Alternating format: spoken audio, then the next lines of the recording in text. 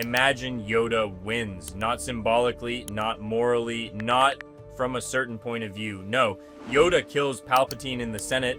Darth Sidious is dead. The Emperor never rises. The Sith are defeated. The galaxy is saved. Or is it? Because that's exactly where the real problem begins. What if Yoda's greatest victory wasn't the end of the darkness, but the moment everything got so much worse? Because at this point, Palpatine wasn't just a man anymore. He was a finished trap, a war, a system, a lie already believed by billions. And if Yoda had killed him at the wrong moment, the galaxy might not have seen a hero. They would have seen the last Jedi who just murdered the Chancellor. Because in this what if, we're asking one simple question: what actually happens when Yoda kills Palpatine in revenge of the Sith?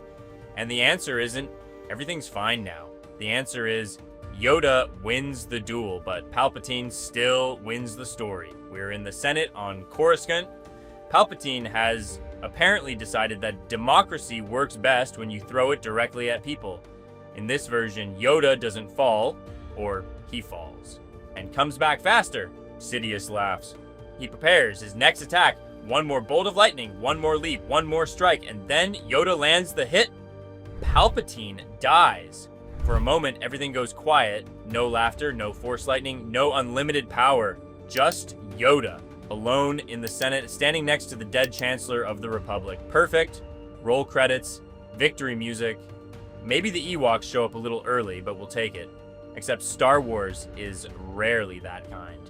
Because Palpatine is dead, but Order 66 is already running. The Jedi Temple has fallen. The clones have shot their generals. Mace Windu is dead. Anakin Skywalker is Darth Vader, and across the galaxy, everyone already believes the Jedi were planning a coup, which means Yoda defeated the Sith Lord, but he didn't defeat Palpatine's trap. And here comes the first nightmare. Palpatine's death doesn't look like salvation to the galaxy. It looks like the final proof that the Jedi really were staging a takeover. Imagine the headlines. Jedi Master Yoda kills Supreme Chancellor in Senate. Jedi coup confirmed. More after the commercial break for Blue Milk. To us as viewers, it's obvious. Palpatine was Darth Sidious, the Sith Lord, the architect of the Clone Wars, the man who devoured the Republic from within. But the average citizen doesn't know that.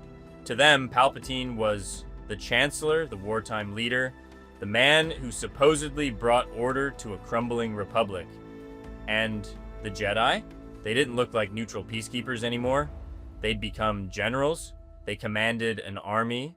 They sat at the center of political power. And just before all this, Mace Windu had actually tried to arrest Palpatine. We know Mace was right, but publicly, a Jedi Council member storms the Chancellor's office with a group of Jedi. Shortly after, Mace is dead. Then, Yoda shows up in the Senate. Then Palpatine is dead. That doesn't look like Sith conspiracy uncovered. That looks like Jedi coup, brought to you by the galaxy's worst PR department.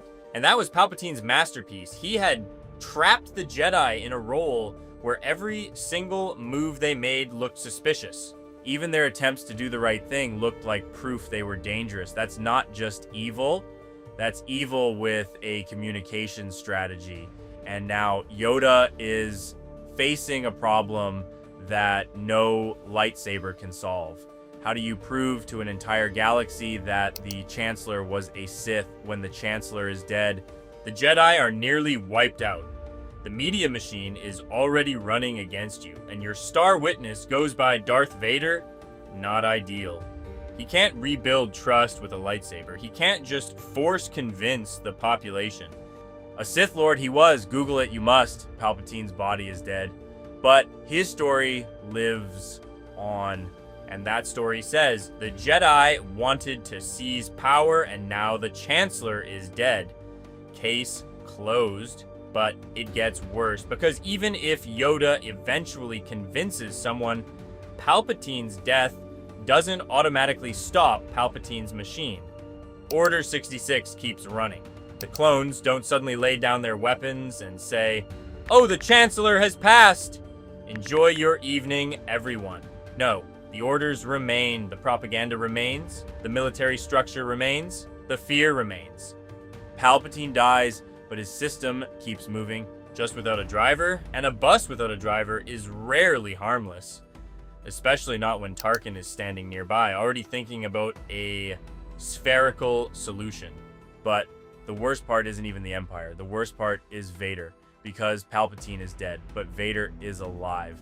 And without Palpatine, Vader isn't stopped. He's unleashed. In the real timeline, Vader is defeated on Mustafar by Obi-Wan.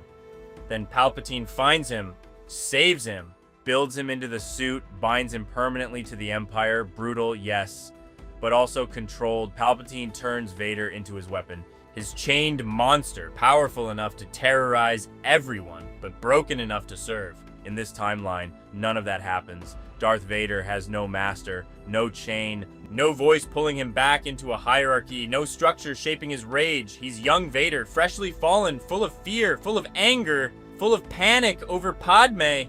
And for Vader, Palpatine's death isn't liberation. It's the final proof that the Jedi destroyed his last hope. Because from Anakin's perspective, Palpatine was the only one who could save Padme, the only one who promised him power, the only one who said, I understand your pain.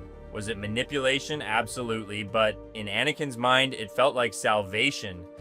And now Yoda kills exactly that man. Yoda doesn't save the galaxy from Vader. He gives Vader a brand new reason to hate it. This Vader isn't Palpatine's enforcer. He's Anakin's trauma with no supervision. An emotional reactor with a lightsaber, a burning gas can with relationship issues.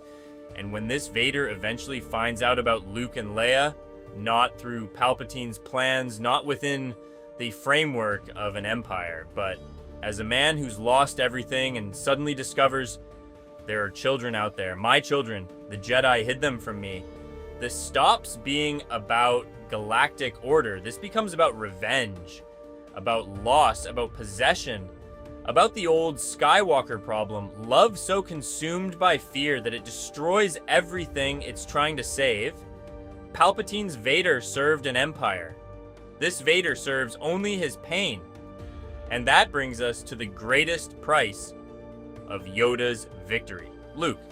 Because without Yoda's defeat, the Luke who actually saves the galaxy might never exist. In the real story, Luke grows up far away from the center of power. He isn't raised in the Jedi Temple. He isn't shaped by the Council. He isn't swallowed up by politics and war. He grows up as a simple kid on Tatooine. Okay, simple is relative. He lives with Anakin's stepfamily under the last name Skywalker on Anakin's home planet. That's roughly the equivalent of hiding someone by putting them in their parents' house and hoping nobody checks Google Maps, but somehow it works. And later, Luke meets Yoda.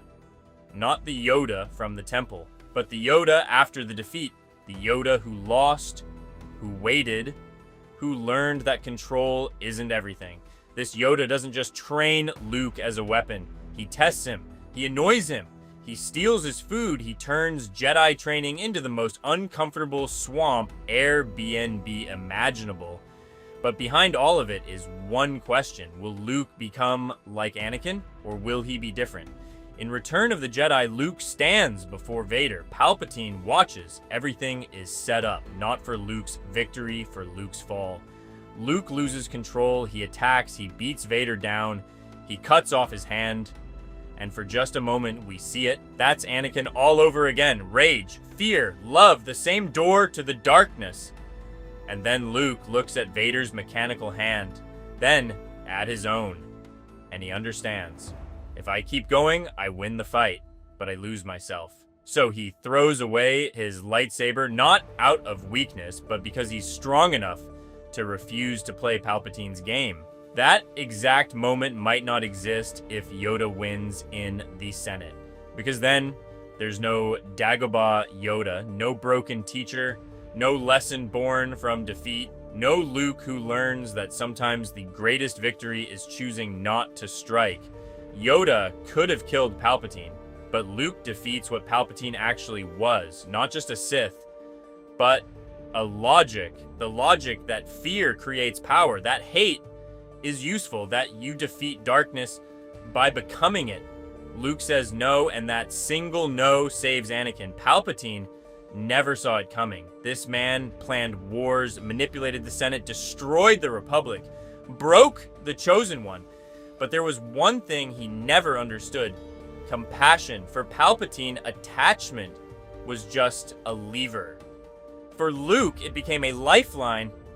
So what would have happened if Yoda had killed Palpatine? Short term, the audience would have cheered.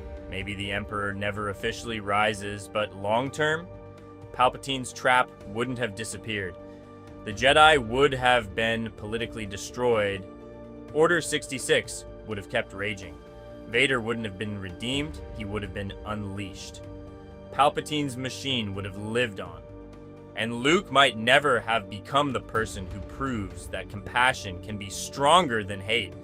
That's the bitter twist. Yoda wins the duel. But maybe the galaxy loses its most important lesson, because in the real timeline, Yoda loses. He flees, he hides, he waits. And through that, something new is born. Not the old Jedi Order, but the possibility that a Jedi doesn't just become stronger, but better. Yoda had to lose so Luke could win differently. Sometimes victory comes too early. Sometimes you kill the villain, but not the trap. And sometimes a defeat saves more than a perfect victory ever could. So yeah, if Yoda had killed Palpatine, Star Wars would have looked like a happy ending for about 5 minutes. But after that, the galaxy wouldn't have moved forward with hope. It would have moved forward with the most uncomfortable press conference in Jedi history. Master Yoda, did you kill the Chancellor? Killed him. Yes, a Sith Lord he was. Do you have proof? Trust me, you must. And honestly, as crisis communication goes, that's about as effective as putting Jar Jar in charge of national defense